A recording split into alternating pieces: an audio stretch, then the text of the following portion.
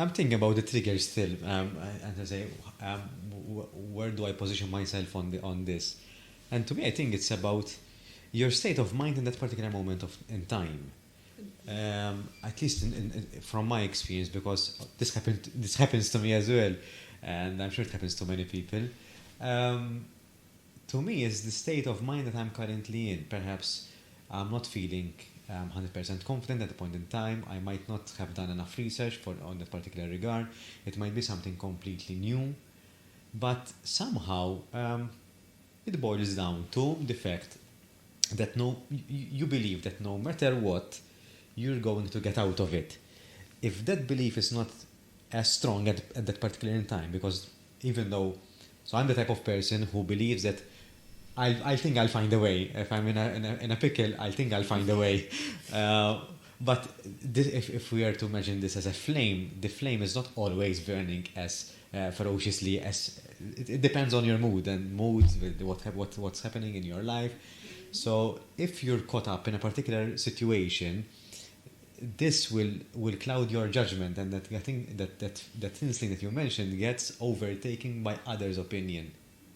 I do believe that's a bit different though, because what I'm like this kind of instinct where you try and picture different situations. It's different from the instant, the impulsive decision making. So taking a decision on a particular state of mind, for me, that is more impulsivity rather than the instinct and gut feeling about a particular situation or a person, etc.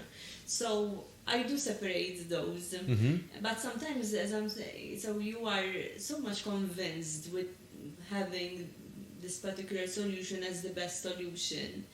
Again, you might do that judgment that maybe I'm coming from a particular place or a particular experience, so I'm conditioning myself and tend to take a step backwards and maybe opt for a different solution.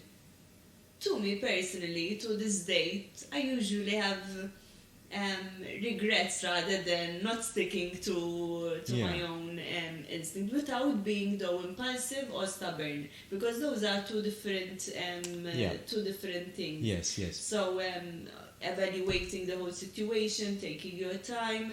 If you still can reason out why you feel so strong about that particular argument, then I do believe that one should go for it. You mentioned stubbornness, and to me it came stubbornness and perseverance. Not perseverance, persistence rather than perseverance. So, what's the difference between stubbornness and persistent? You're stubborn. To me, it means that you're not allowing room for suggestions, but being persistent is being determined to follow through with your idea. I'm not sure what you think about that. Yes, more or less, yes. Same thing, but being persistent does not mean you do not change anything about your line of thought. It means that the outcome you want to achieve remains there and you need to tackle it and go for it. Rather than being stubborn, I think it's more about not having the willingness to listen or to read further or to delve further into a particular situation. That is being stubborn, in my opinion. But being persistent, I think persistence is key. You need. So yes, in everything you do, like a startup needs to be persistent in order to succeed. I'm starting a new job, you need to be persistent in order to advance in your career. In anything we do, you need persistence. Ask a child if persistence works. So yes, being parenting or giving the right tools to an educator to have control over her group is by actually being persistent.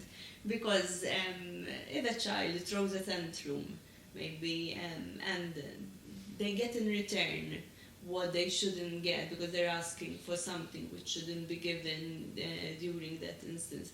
By throwing a tantrum and being persistent in their way. If the educator there gives in and provides that particular, I don't know, object, like, I don't know, if we're ready from lunchtime, the fork needs to be taken away and we move to a different area.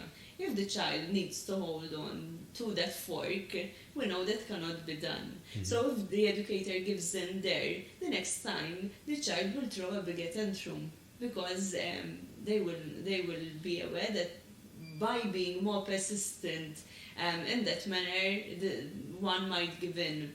So persistent works in different ways and means. But it needs to be there always in order to succeed in anything. To be fair. So yes, but we went into a rabbit hole. Yes, true. But I enjoy dissecting these kind of concepts because it helps me understand or to view things from a different perspective too, because sometimes we are too much in our own heads and we tend to ruminate on things that are a bit random but still important, because you need to have an idea. So what do I mean by this? That sometimes if you see things as in a granular way, you'd be able to understand the dynamics and tie it in with the business. Because this thought popped up to my mind as well. When having a business, I think it's very important to have the bigger picture in one eye, and then the other one you'd have the smaller, not the smaller picture, but the micros of things. So one side is the macro and the other side is the micro. You need to have good visibility over the two, because the macro helps you stay motivated because you're seeing the bigger picture, but at the same time the smaller wins are very important because they contribute to that as well. Agreed, yes. I think you cannot have one without the other. And if you don't have alignment between the micro and the macro, then something's wrong and you'll miss a big part of the direction that you're leading to be fair. So yes, I believe that alignment between the two, without trying as much as possible to micromanage, but to keep your awareness over the micro things as well is important. Again, the macros should be based on the micros after all. So yes, I agree with that.